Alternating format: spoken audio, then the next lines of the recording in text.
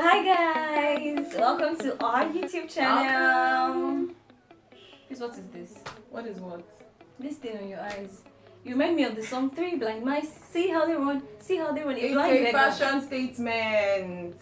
Hey, in you and I, who knows fashion most? Apparently, everybody who knows us knows I'm a better fashionista than you are. Can you imagine? Imagine what? Can you imagine? You just don't get it. I've been keeping this part of myself. You just don't get it. If you don't get it, my dear, forget about it. Take my daddy away. Let him die or something. In one corner, she's like, ah! And I'm like, you. What is? I didn't know that fathers actually had a role to play in a family. I didn't know. I felt like, what are you doing here? That is for white people, yeah. Like, we blacks ain't got no time. We don't got time for that. We tried to shoot this video 4 consecutive times since last this year. This is like the 5th time. Since last year, actually. We've been trying to shoot it. Whenever I want to shoot it, something is always wrong. Something always like right now, our neighbors are doing some carpentry in their house, and so the noise is even filtering in. And we were like, come sun or come rain. We're going to we're talking about a very, very sensitive topic. Sensitive. When we were wondering whether to do this or not, I was trying to filter it, like what should I put in, what should I take out, and Gary was like, let's just say everything out there. Yes. So we're going to be extremely vulnerable, very vulnerable, because I believe that in sharing this, somebody else may be able to get the healing they need. So growing up, we didn't grow up with our dad. He was outside of the country. It was just we and our mom.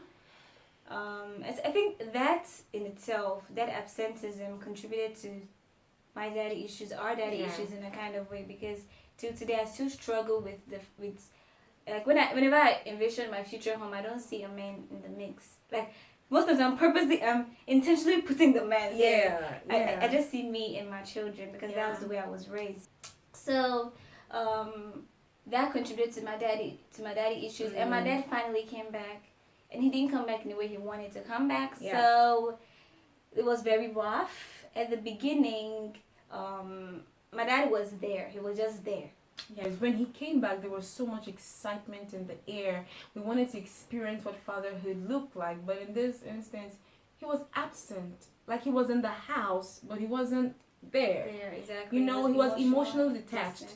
And I feel a lot of youths and a lot of people can relate to this, when it's either your daddy is absent physically, like he's not there, or he's absent emotionally. Yes. And that was what it was. So he was a silent figure. He wasn't. I didn't feel daddyhood, if I may say the word that way.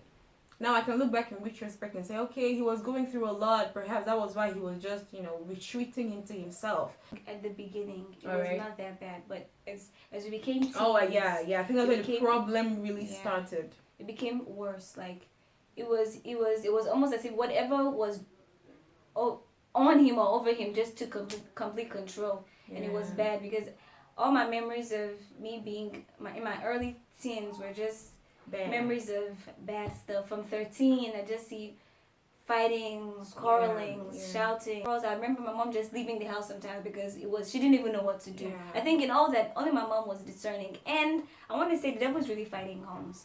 The enemy is against him, because it was not just my daddy. I know my daddy was going through depression, but we didn't know what it was. We couldn't even put a name to it. I'm sure he didn't even know what was really wrong. But apart from the depression, the devil was also involved. The devil wanted to break this home by force, and we didn't know it was the devil. We didn't know who the real enemy was. I thought the enemy was my dad. Like if he could just leave the scene, it would be okay. If he could just go back to wherever he was coming from, it would be okay. And the only person that really knew the enemy was my mom, and she was trying to tell us this is it, but we didn't really know. My dad thought that we were against him, so we just kept fighting each other over and over. And something, I just remembered something. I think another crazy part was the fact that he was always so good to outsiders. My dad was loving. He was adorable. People would watch this video and be like, are you guys really going through that? Yeah, because he was an angel outside. And that was the annoying part. He couldn't show us the love he would show to other people. I don't know what caused that, but I think it was just the devil trying to destroy everything. But we didn't know that at that time. I think it started really bad in our teens, because when you're becoming a teenager, you think you're invincible, you think you're on top of the world. Like to me, I was finally becoming a grown woman. So to me, I'm like, I'm a woman now. And it was right in that moment that Daddy decided to have a voice. All this while he'd been silent. He wasn't shaping nothing. He'd been silent. Now he wanted to have a voice. And so everything he did was negative. In the sense that I remember a friend came to my house one time for me to put him through a debate, whatever. And I didn't even know he came. Like, I had to go hear it in school. What my dad did was that he sent this guy home, in the most humiliating way. Like, there were guys that would come, I wouldn't even know. And you know how school can be.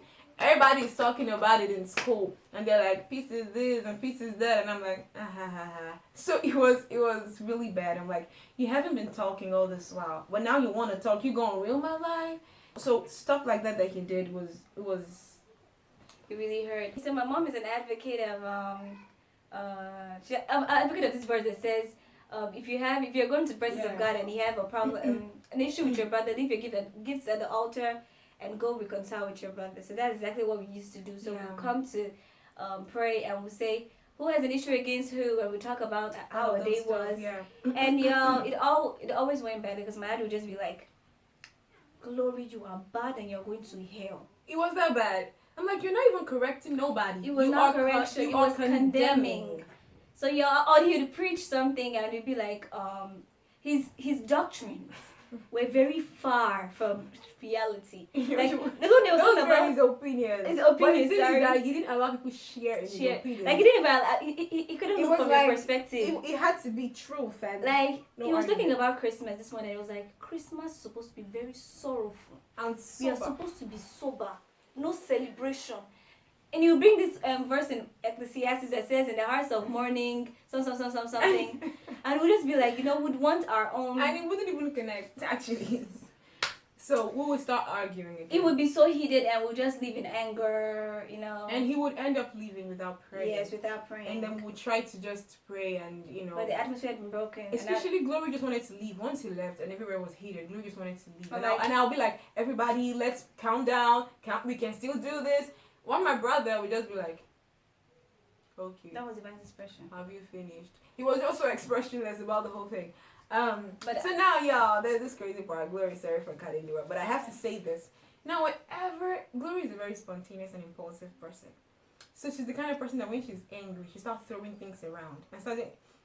So I remember one day, we had a fallout like that, and Glory came into the room. She was crouched in one corner, and she was like, ah! And I'm like, yeah. What is that? You know when you watch foreign movies? Yeah. This thing is for white girls. That stuff is for white people. Yeah. Like, we blacks ain't got no time. We don't got time for that. We don't. Like that, Glory would start screaming or throwing things. I'm like, no, that's a white movie. This is reality, please. But that was her reality. That was the way I could cope deal with it. So those times were painful. Yep. They were stressful. Yeah, they were heartbreaking. They were everything. I just wanted it to end. And now, actually, the person I am now, I don't give up on people easily. But then, I was ready to give up on the whole family. I was like, what, let's dissolve this. Like, no, Father, let's just... And I remember praying, God, take my daddy away. Let him die or something. Because I felt like the solution... That sounds so shameful now. Yes, it does. But it was our truth. It was our truth then. I just felt like when my dad is taken away from the picture, then it would all be okay. God, just take him, or maybe suspend him. Just do something, or give him a job that's not gonna come after like 15 years. Just do something, and because I felt like he was the problem. You know when the Bible says we pray amiss, we thought that was what we needed. Exactly, we thought that was what we needed. God doesn't answer every prayer. Because we were really into this. My dad was not the problem. The problem was the devil, actually, but we didn't know our battles. We were just fighting anybody. So we had those issues. Okay, I think we should have this moment. Yeah, and I have this moment. Like I tell parents, I tell people, be careful what you say or the things you do, because it only takes one moment to break a child forever. So there was this thing that happened. So when I was young, I used to be a very good fighter. Yeah, I could fight. That's Glory. Like, I was big boys. I was the cute one, like what she's saying. Okay, but apparently the angel. So I would carry these boys up and just. What am I doing? Like, I would slam them. Anyway, boys, big notorious people. Luckily, we didn't live a street life. Yeah. What would have happened if I were on the streets?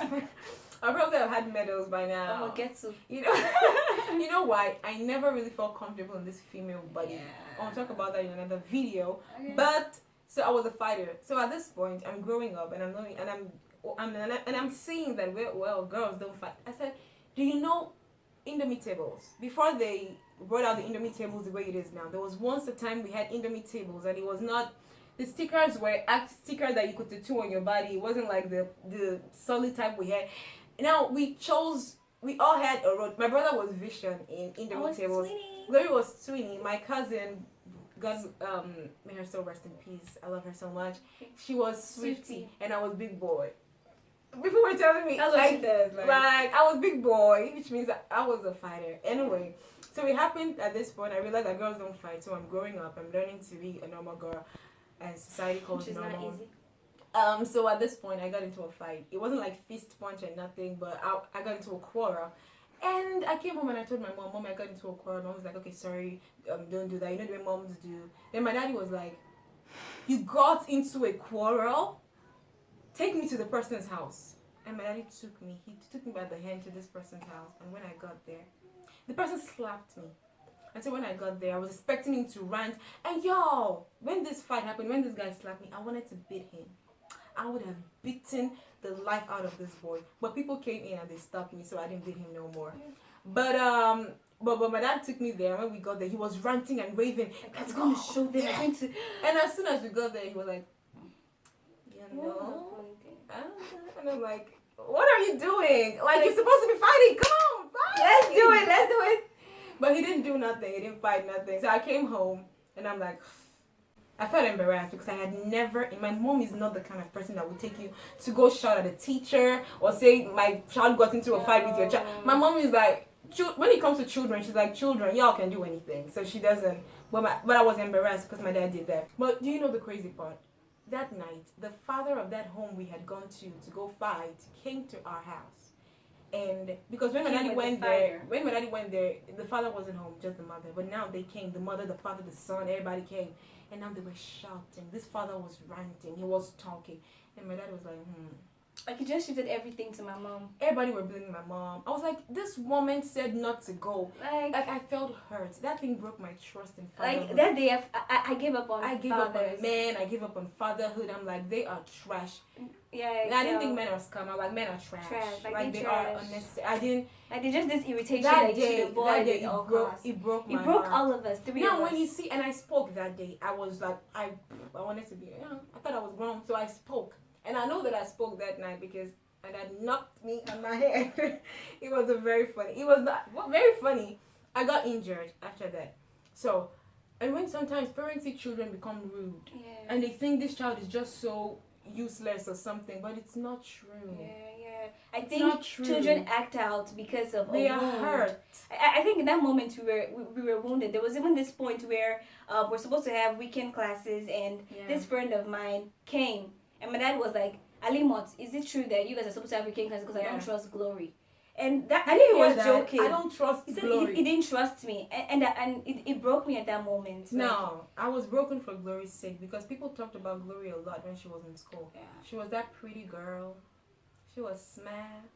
She was cool. Glory was that girl. Like, so you know those jealous girls that look like you. They all look like, and Glory looked like him.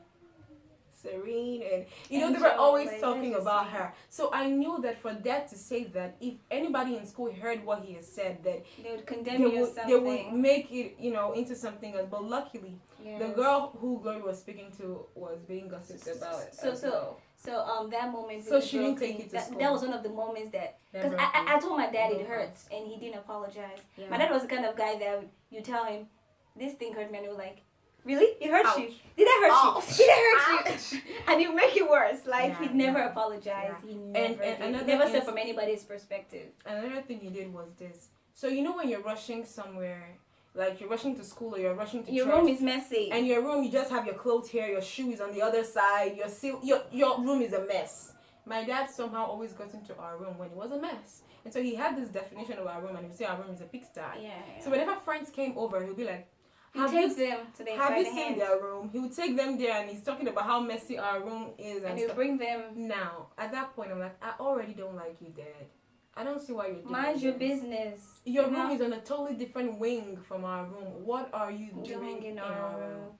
And what business does my friend have hearing that my room, like, he was doing that constantly, and it was really, I thought it was, all these instances with the fact that all these Yeah. things just brought this conclusion, like, and Yeah. we're like, I just hate this. I hate my dad, and I don't just hate my dad. I hate men in general. I remember this friend of mine who had the same issue. We're like, you know what? We're never gonna get married. You guys may be like, what are we really saying? But I want to say this, that I didn't know what fatherhood looked like.